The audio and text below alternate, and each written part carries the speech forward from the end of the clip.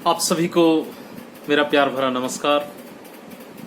दोस्तों, आज हम बात करेंगे हमारे यहाँ अंतराल भाग 2 में कहानी है आरोहण। आरोहण कहानी के कहानीकार संजीव जी से। तो उनका परिचय देते हुए मैं आज की बातचीत की शुरुआत करता हूं। 6 जुलाई 1947 को उत्तर प्रदेश के सुल्तानपुर जिले के बांगर कला में जन्मे संजीव जी हिंदी साहित्य की जनवादी धारा के महत्वपूर्ण हस्ताक्षर हैं।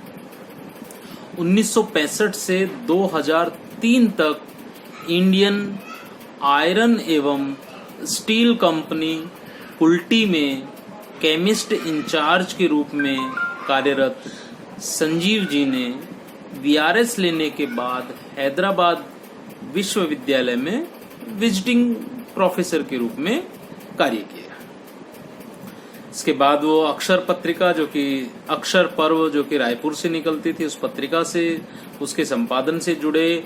कुछ समय माधव प्रकाशन में भी उन्होंने कार्य किया और तत्पश्चात राजेंद्र यादव जी के साथ हंस के कार्यकारी संपादक के रूप में लगभग 5 वर्षों तक उन्होंने कार्य किया।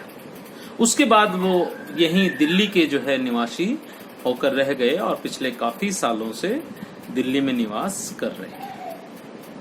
प्रचारात्मक साहित्य से दूर संजीव जी प्रेमचंद, जैनेन्द्र कुमार, यशपाल की परंपरा के कहानीकार और उपन्यास है। यहाँ एक बात विशेष रूप से ध्यान देने लायक है कि संजीव जी जितने अच्छे कहानीकार हैं उतने ही अच्छे उपन्यासकार भी हैं, और यह विशेषता आपको प्रेमचंद में देखने को मिलेगी और जैनेन्द्र कुमार के अंदर भी जो है आपको देखने को मिलेगी। यशपाल की कहानियों का फलक बेहद विस्तृत होता है, तो ठीक वैसे ही संजीव जी की कहानियों का फलक भी जो है बेहद विस्तृत आपको दिखाई देगा। संजीव जी के अब तक 13 कहानी संग्रह और 10 उपन्यास प्रकाशित हो चुके हैं। इसके अलावा उन्होंने 2 बाल उपन्यास, एक नाटक, यात्रा साहित्य पर एक पुस्तक जो है उनकी प्रकाशित हुई है। उन्हें अब तक इंदु शर्मा राष्ट्रीय कथा सम्मान 2001 से सम्मानित किया जा चुका है। इसके अलावा पहल सम्मान, सुधा सम्मान, श्रीलाल शुक्ल सम्मान आदि अनेक सम्मानों से सम्मानित हो चुके हैं। आज हम संजीव जी से एनसीईआरटी के हमारे पाठ्यक्रम में संकलित कहानी आरोहण पर बातचीत करेंगे। तो आज की इस बातचीत में आपका हार्दिक स्वागत है सर। पिछले 40 वर्षों से भी अधिक समय से कहानी संजीव के इर्द गिर्द घूम रही है। समकालीन कहानी के आप सशक्त हस्ताक्षर हैं। कृपया अपनी लेखनी के सफर से हमारे छात्रों को रूबरू करवाइए। नमस्कार मित्रों। वैसे तो मैं विज्ञान का छात्र था, लेकिन साहित्य के प्रति पारिवारिक और सामाजिक जो माहौल था उसने मुझे साहित्य की ओर प्रेरित किया। परिवार का माहौल धार्मिक था और उसमें भी रामचरितमानस वगैरह। फिर शुरुआत में मेरी जो कहानियाँ वो प्रेमचंद से ज़्यादा आकर्षित और प्रभावित थी।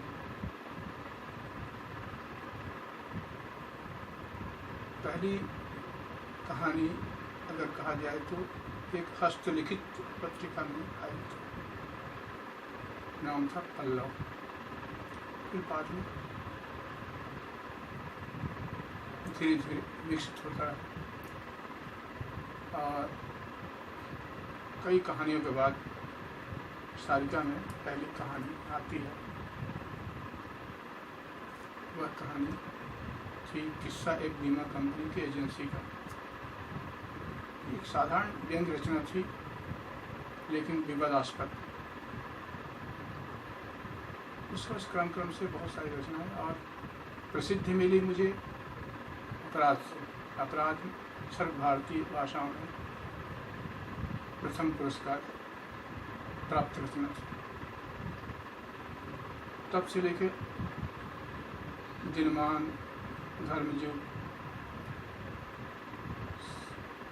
सारिका, हंस, ये पत्रिकाएं रोजगार, और इसके बाद फिर जो साहित्यिक माहौल बना कि वो मैं आगे ही आगे बढ़ता रहा। मेरी नौकरी भी एक तरह से वैज्ञानिक ही थी, लेकिन मेरा झुकाव बराबर कहानी और कविता और साहित्यिक माहौलों पर भी। इस तरह से जीवन के 40 वर्ष से ज़्यादा साहित्य में गुजर गया।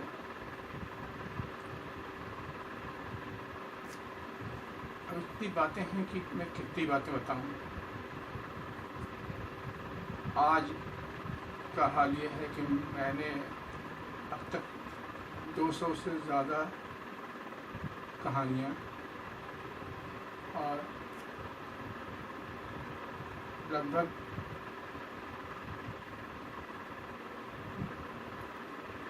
40 तो नहीं, लेकिन 40 के आसपास कुछ उपन्यास लिखे, जिनमें से कुछ काफ़ी चर्चित हुए। और कहानियाँ जो मैंने लिखी वो इस तरह साहित्य में मुकाम बनाती गई कि मुझे खुद आश्चर्य होता है। बाद में मैंने गौर किया तो मुझे लगा इसकी वजह थी कि अब तक जो कहानी लिखी जा रही थी, साहित्य लिखा जा रहा था, वो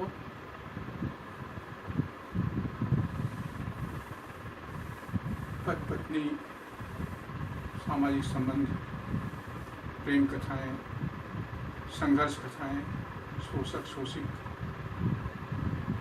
और एलाइनेशन, कुछ पश्चिमी प्रभाव से जो कहानियाँ होती हैं, ऐसी कहानियाँ थी। लेकिन मैंने आकर कहानी की इस केंद्रीयता को विकेंद्रित कर दिया। यानी अब मेरे लिए सारी दुनिया ही, सारी चीज़ें ही कहानी का पात्र बन गई। वे चीज़ें भी जो वर्जित थी, यानी जिन विषयों को लोगों ने अब तक छुआ नहीं था, बल्कि वर्जना थी उसके लिए, मेरे लिए कुछ भी वर्जित नहीं था। हाँ, सामाजिक मर्यादा के तहत कुछ प्रतिबंध जरूर मैंने बना रखे थे। ये कहानी काफ़ी पॉपुलर हुई और सभी उस समय के जो बड़े संपादक थे, धर्मयुग के, सारिका के, बाद में हंस के, और जितनी पत्रिकाएं हो सकती हैं, सबके संपादकों ने उस कहानी को पसंद किया और स्टॉलवर्ड से उत्साहित के थे। वो भी आपको आश्चर्य हुआ कि बिज्जी ने मुझे बेटे की तरह माना। बिज्जी नोबेल पुरस्कार के लिए सम्मानित किए गए थे, मतलब किए जाने वालों की सूची में नाम भेजा गया था उनका। तो उन्होंने भी अपनी 25 कहानियाँ जो सिलेक्टेड कहानी थी, उसको मेरी एक कहानी पर निर्धारित कर दिया था। वो कहानी थी ज्वार। लेकिन ये सब मुझे लगता है कि ये उनकी पसंदगी जो थी वो मुझे प्रोत्साहित करने और साहित्य में एक नए जीवन संचार की तरह थी। इस तरह मैं आज उम्र के इस मुकाम पर आकर काफ़ी कुछ आश्वस्त महसूस करता हूँ। हालांकि वे लोग नहीं हैं जो मुझे चाहते थे, पुराने लोगों में और नए लोगों में कहानी की ट्रेंड्स बदल गए हैं। लेकिन ऐसा नहीं है कि मैं अकेला था, मेरे साथी थे, स्वयं प्रकाश जी थे, उसके हमसे सीनियर थे काशीनाथ सिंह, शेखर जोशी और बहुत सारे लोग हैं जिनके का नाम बताऊं।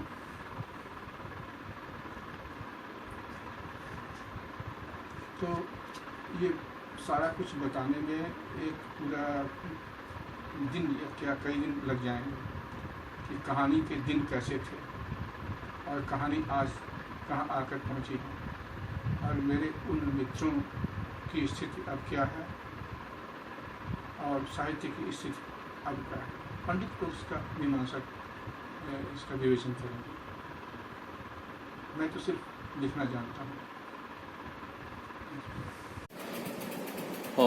जी सर, दूसरा मेरा सवाल है कि आप लेखन में काफी शोध करते हैं, आरोहण कहानी का ख्याल कैसे आया? क्या यह कहानी किसी सच्ची घटना पर आधारित है? जी हाँ, मैं कहानियों की तैयारी में काफ़ी शोध करता हूँ। क्योंकि मैं विज्ञान का छात्र रहा, इसलिए शोधात्मक प्रवृत्ति मेरे अंदर रही। यानी किसी चीज़ को जानना है तो उसके तह तक चले जाइए। तो जैसे जिसे कहते हैं खोज, अब बहुत विशिष्ट भाषा में कहते हैं शोध। शोध मेरी प्रवृत्ति बनती गई, क्योंकि बहुत सारे लोग हैं उन्हें उनसे गलतियां होती हैं कि कानपुर में भी ट्राम चलवा देंगे या इस तरह से। तो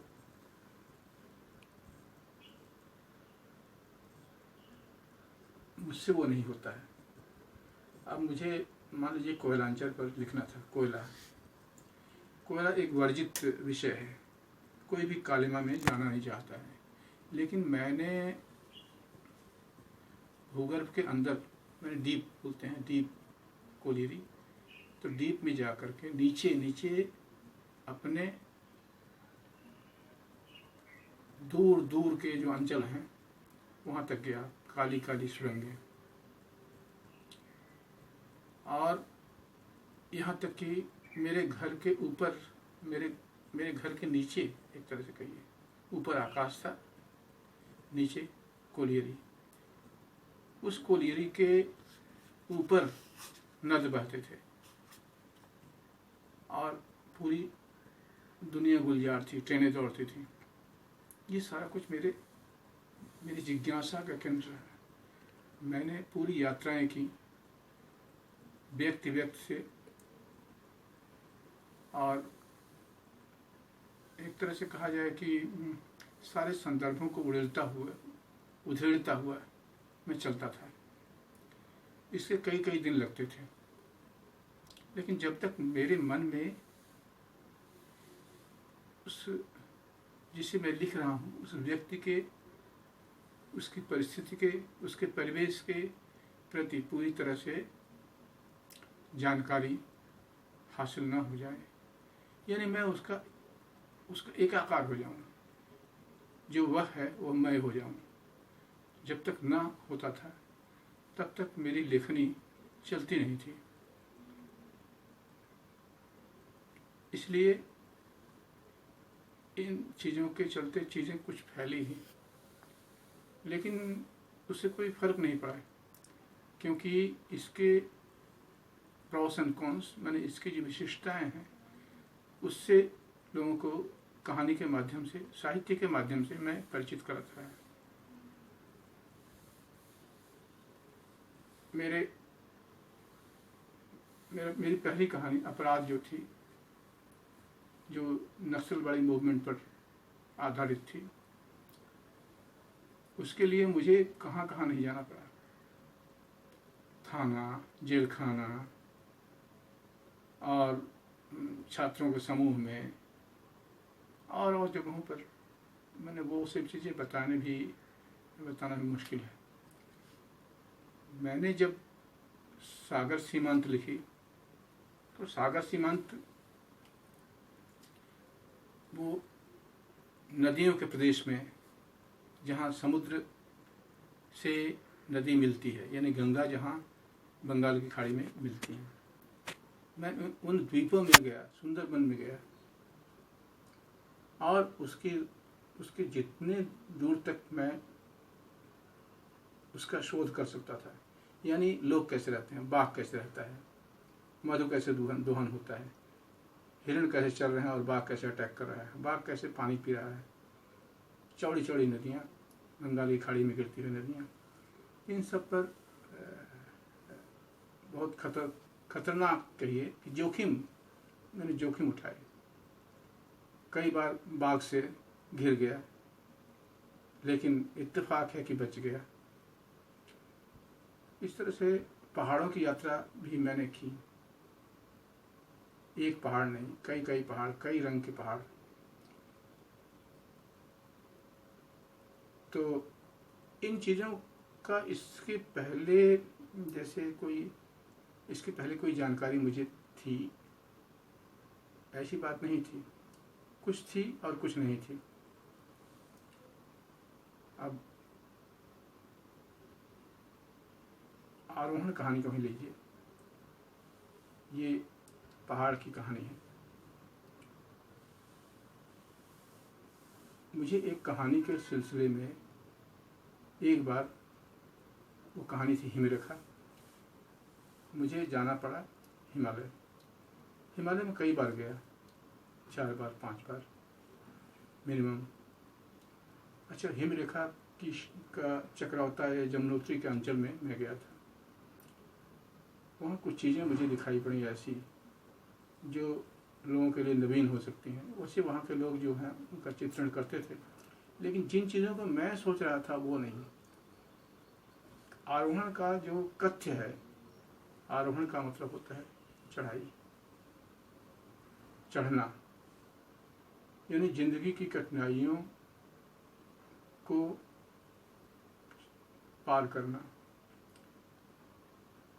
तो ये एक हमारे बहुत ही सम्मानित बुजुर्ग थे, ईमानदार लेखक, और वो social activist doctor Brahmadev Sharma.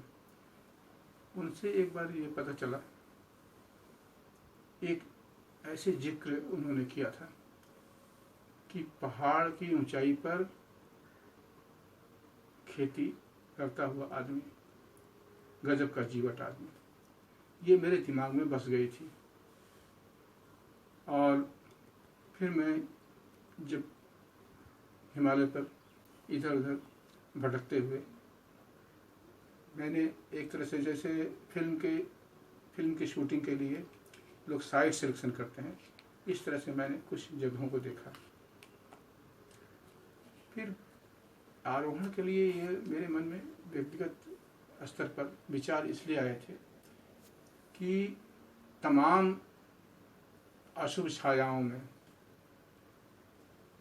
तमाम प्रतिकूलताओं में आदमी अपनी खुददारी को कैसे बचा सकता है, आदमी अपने आत्मविश्वास को डिगने से कैसे रोक सकता है, आदमी शौर्य के साथ जी कैसे सकता है। जैसा मैंने बताया कि नक्सल बड़ी मूवमेंट के दौरान बहुत सारे प्रेशर्स आए थे, लोगों पर आ रहे थे, और उस समय सोवियत रूस का पतन हो चुका था, यानी वो डिस्टिंग्रेट हो गया था। पेरिस्ट्रोइका, ग्लासनोस्ट, ये सब बातें आ रही थी। वो जो मार्क्सवादी उनका ये था ढांचा, वो एक तरह से दरक गया। तो हम जैसों के लिए ये बहुत ही निराशाजनक स्थिति बनी कि हम अपने आस्था को कैसे रोकें। जिस मॉडल को हमने अपनाया था शोषण विहीन समाज के लिए, वो मॉडल कैसे दरक गया। हम क्या करें, अब कौन सा सपना लेकर हम जिएंगे। हिंदुस्तान में तो बहुत क्षीण सी स्थिति थी, लेकिन बाहर एक आदर्श था उस सोवियत रूस। उन दिनों मैं भैगाबंड की तरह इधर उधर भटका करता, आस्था विहीन जिसको बोल सकते हैं। डिप्रेशन, डीप तो नहीं, लेकिन बहुत हल्का सा डिप्रेशन हमेशा बना रहता है। तो मैंने अपने को या औरों को संबलित करने के लिए भी कहानियाँ लिखी हैं, अपने लिए, अपने जीने के लिए कहानी लिखी। एक कहानी थी धावक और दूसरी थी ये आरोहण। आरोहण यानी प्रतिकूल स्थितियों में भी आप अपने जीवन का अभियान चलाए हुए हैं, और उसके लिए जो पहाड़ की जो दुस्सह स्थिति होती है, यानी पहाड़ तो पहाड़, जीवन ही एक पहाड़ है, उस पर उतनी ऊंचाई पर कैसे वो खेती बाड़ी कर रहा था, कैसे वो ले गया होगा बैलों को, कैसे लोग उसको समझ नहीं रहे हैं। तो ये सब प्रतीक के रूप में भी हैं और माने उस सरफेस पर भी हैं। सरफेस पर इस तरह हुआ कि कहानी का जो मैंने चयन किया उसमें एक परिवार है, भूप सिंह। हाँ बिल्कुल सर, इसी से मिलता जुलता मेरा तीसरा जो सवाल है कि इस कहानी में आपने पहाड़ी प्रदेश के लोगों के जनजीवन, रोजगार, रीति रिवाज, संघर्ष आदि को बारीकी से उद्घाटित किया है। पात्रों के संवाद और पहाड़ी क्षेत्र की बोली भाषा कहानी का प्राण है। इसके लिए क्या आपने माही और सरगी गांवों की यात्रा की थी? और इसके साथ ही सर कहानी के उद्देश्यों और रचना यात्रा से भी अवगत करवाइए।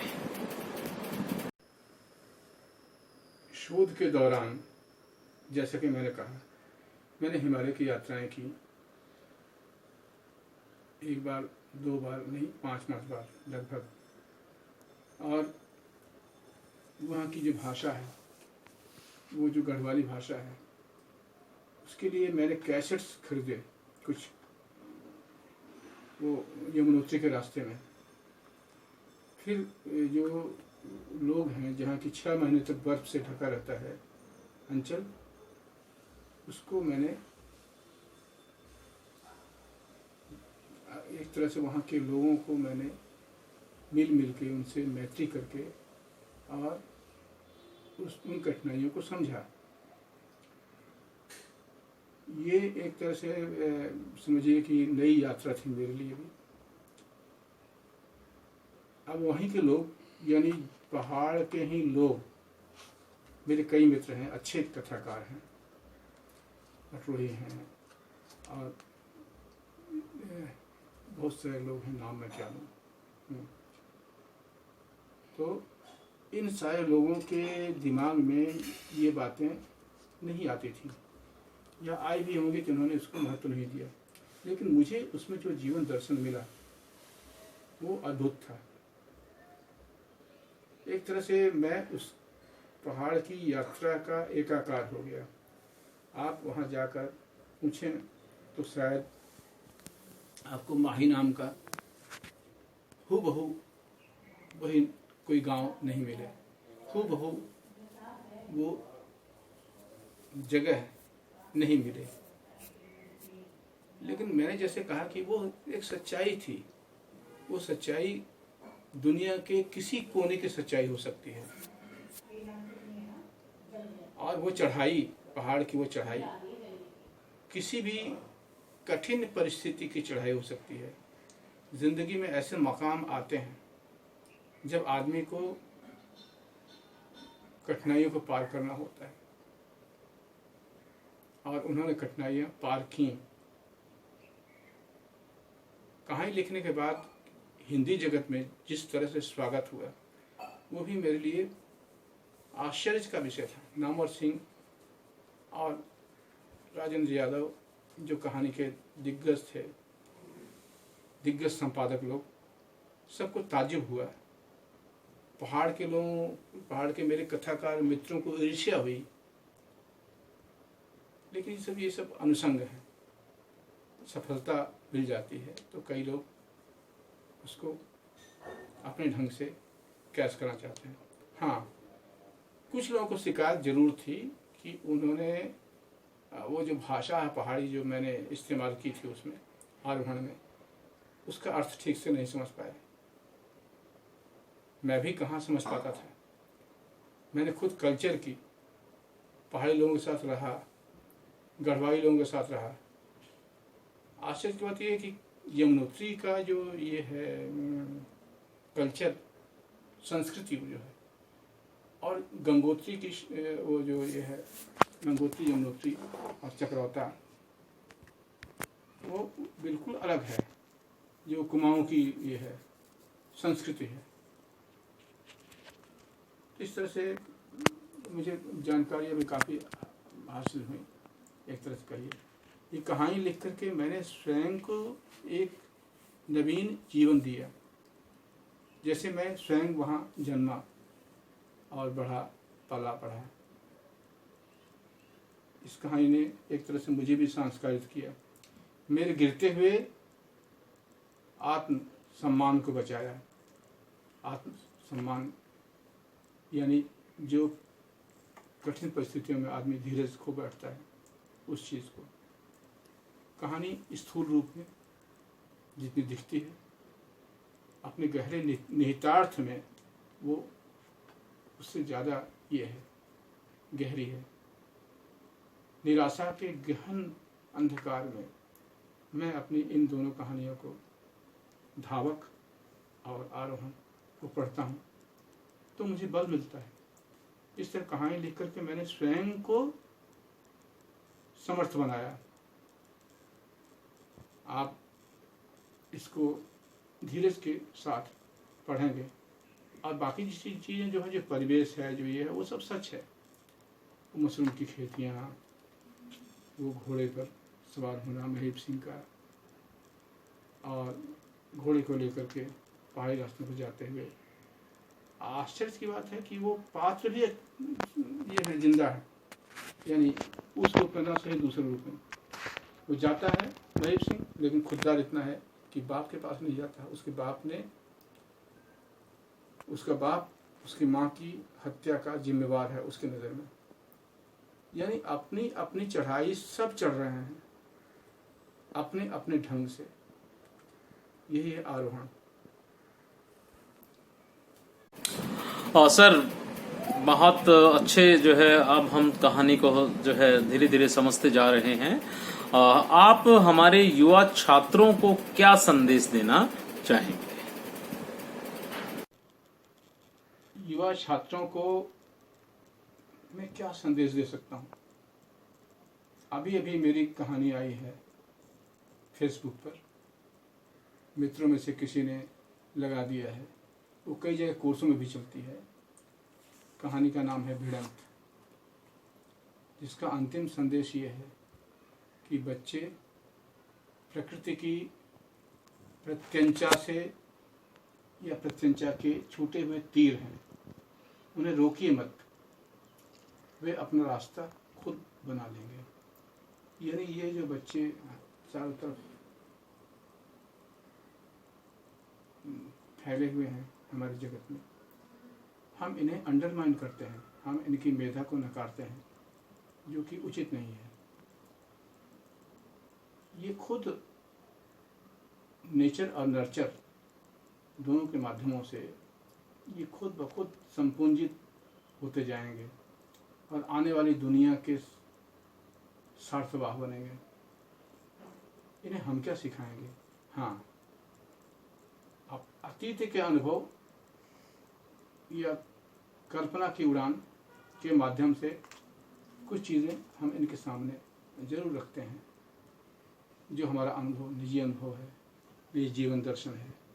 लेकिन कोई ज़रूरी नहीं कि वो बंद कर रहे हैं। अगर इससे प्रेरणा ले सकते हैं तो लें, और इसे नहीं ले सकते हैं तो न लें। लेकिन उनके जीवन का एक रास्ता तो निर्मित कराने में ये कहानियाँ अपना एक रोल तो अदा करेंगी, ऐसा मेरा विश्वास है। युवा छात्र, मेरे अगर संदेश ही की बात है, तो छोटी सी रिक्वेस्ट है कि वे अच्छी रचना का स्वागत करें,